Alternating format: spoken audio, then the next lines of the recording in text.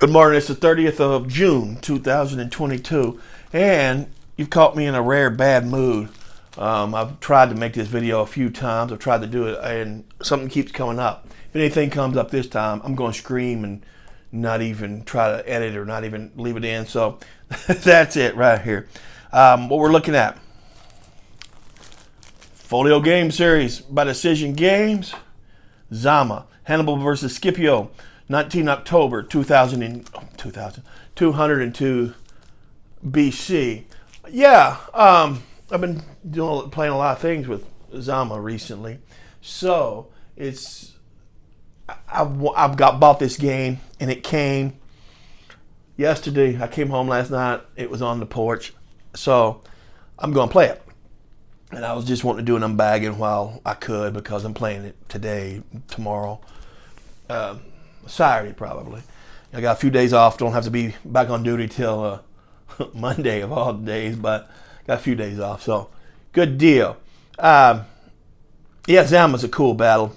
One of the coolest, right? You got Publius Cornelius Scipio Africanus, who survived. Who's just one of the coolest generals ever. The survivor of Cannae. At what was he, like 19 or 20 when he survived Cannae? And just his life after that was just really cool. And then you have Hannibal, who was just the one of the greatest generals ever. Matter of fact, Hannibal said he would have been known as the greatest general ever if it wouldn't have been for Scipio. And that's not hyperbole if you think about it. Listen, look at what he done, right? So takes place in my estimation, what is the greatest time to be a Roman, the greatest time to be a supporter of Rome. Yes, it's the late Republic. Yes, the empire's not there. It's not the Pax Romana, nothing like that. But I say that because if you remember, Cannae happens, and when Cannae takes place, Hannibal surrounds that Roman army and just pretty much annihilates it. And what was it? Something like 90% casualties, 90%. It was ridiculous. It annihilates them. And a few people did survive. Scipio was one of them, but it was just an annihilation of that Roman army. And Hannibal had thought he'd won the Punic War, the Second Punic War. I thought he beat Rome. And just in a matter of just no time, they raised another army. People volunteered to be a part of that another army of Rome. So why is that significant? A couple hundred years later, in the Empire period, you start seeing laws being passed that you're not going to cut your thumbs off your sons, making it illegal to do because of evidently people cutting the thumbs off of their children so they wouldn't have to serve in the imperial army. As well as, and then a few years after those laws, you started seeing laws coming up saying two or maybe even three people with no thumbs, conscripts with no thumbs was as good as one conscript with thumbs. So they were still conscripting them if their thumbs were missing. So that's why I say this is a time. It wasn't the greatest Rome was going to be. It was early on in expansions and so on. Sicily was there, so on and so forth. But it was late Republic and probably to be a Roman. This was the time, the height of the pride of the common citizen, right? All right. At least in my opinion. Okay. Hannibal versus Scipio. Let's read it back. Zama is a simulation of the climactic battle of the Second Punic War, the decisive struggle between the Roman Republic and Carthage for control of the Western Mediterranean. The war began in 218 BC with the Carthaginians, led by Hannibal, one of history's greatest commanders. The two nations clashed for over a decade, with each experiencing triumphs and defeats. Following the Battle of the Great Plains in 203 BC, a ceasefire was negotiated. It was broken following a Carthaginian attack on a stranded Roman fleet in the Gulf of Tunis. Determined to finally win the war, Roman general Scipio Africanus led an invasion force into North Africa, the Carthaginian homeland. The opposing armies met near the town of Zama. Despite being outnumbered, the Romans were able to defeat the Carthaginians. With that victory, the Romans had effectively won the war. Zama is part of DG's Battles of the Ancient World series that emphasizes simple but realistic design features to show critical aspects of classical era combat. Special rules for leadership, missile fire, and elephants are included. Very cool. Very cool. Let's open it up and look at it. Yeah, I had this game, and I'd given it away to someone because I never thought I'd get to it. And now that I'm doing all this with Zama, this comes up. By the way, this is part of the unbagging. Look, oversized bag. Love the oversized bag. Take the folio out, no problem. I think that's a thing that mixes up a lot of people on the mini game series. The bags are too tight, and just don't take the boards out and you're okay. But I think that messes with some people's heads. Look here. Here we got a couple of bags for your counters. Very cool. One for Carthaginians and one for the Romans. Cool. Let's look at the counters while we're here. Next on it. All right, what is that? Okay. Nice counters. Nice and readable. I can read these. I can make sense of it. A couple of them two-sided, but a few of them are two-sided, but mostly one-sided. I'm fine with that. What size is that? Is that 5/8 or that 1/2-inch counter? Let's see here. If it tells the counter, no, not really. Solitaire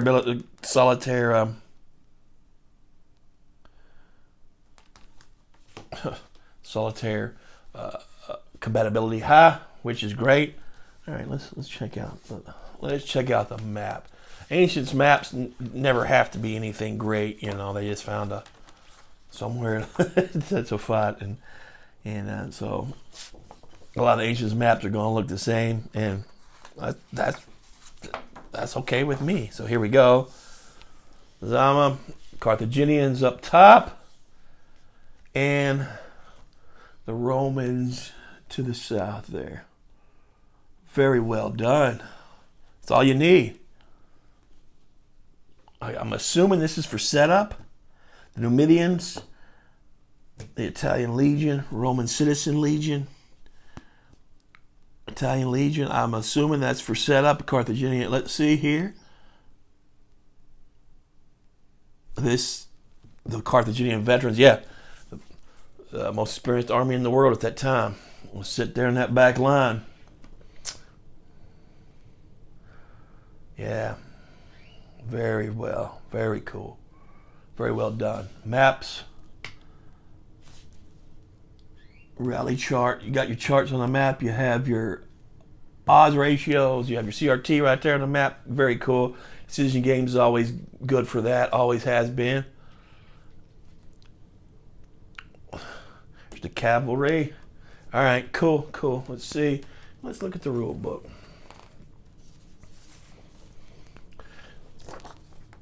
Wow, it's a way light rule book. There's introduction, game equipment, setting up the game. Let's look at the sequence of play. How many pages are in this book?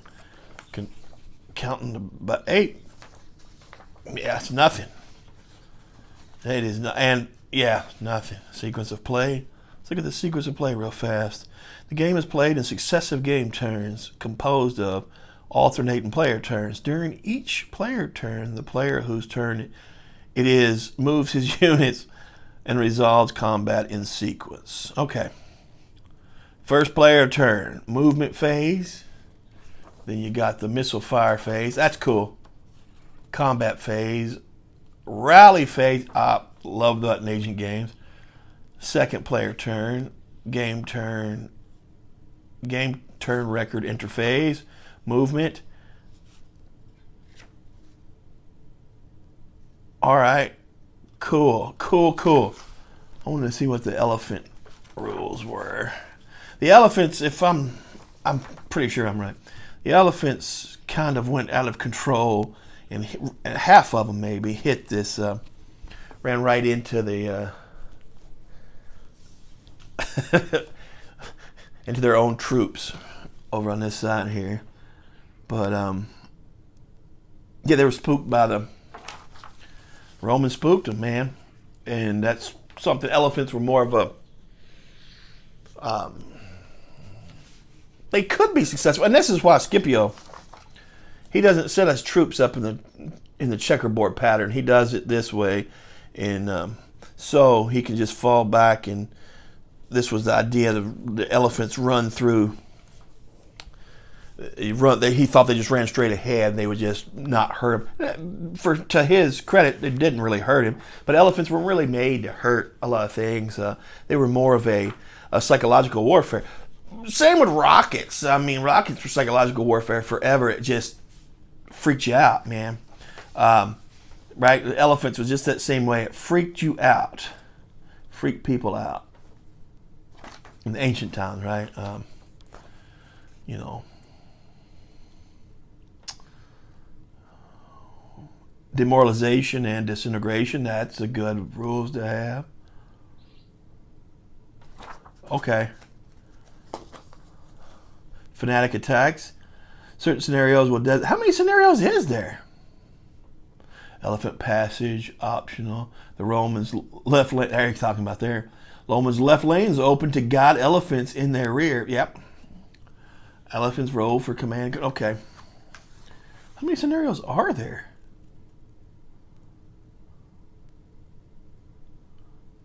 Exclusive rules. Okay. That's one thing that it's okay. Once you learn the rules, you learn them all. But the exclusive to the rule sets, sometimes I don't like the way they're written. And you can usually find a problem in some of these decision games, whether they're Folio or mini games. It's something that really wasn't play tested well. But for most of the time, I do love them. They're worth the money most of the time, and this one looks like it's going to be worth the money. It is hexes, which is an interesting choice. I'm assuming, but it's a hex map, so we'll see. We'll check it out and we'll look and see what movements are, and maybe I'll do a review of it. Maybe I'll do a playthrough, not a playthrough, but a whole playthrough. I would be. Y'all don't want to see me cussing and all that. So, but I might do a turn. Berserk elephants. That's awesome. Elephants tended to ignore orders when attacked, frequently charging into friendly forces. Elephant units are treated as normal Carthaginian units. However, under the following condition, they go berserk. If they receive any combat result calling for them to retreat, okay? If they receive a hit, 1/2 result from enemy missile fire. Yeah. I'm with that. I like it. I want to see how it plays and how well it's done. And Zama's a cool battle. One of the most important. There it is. All right, folks.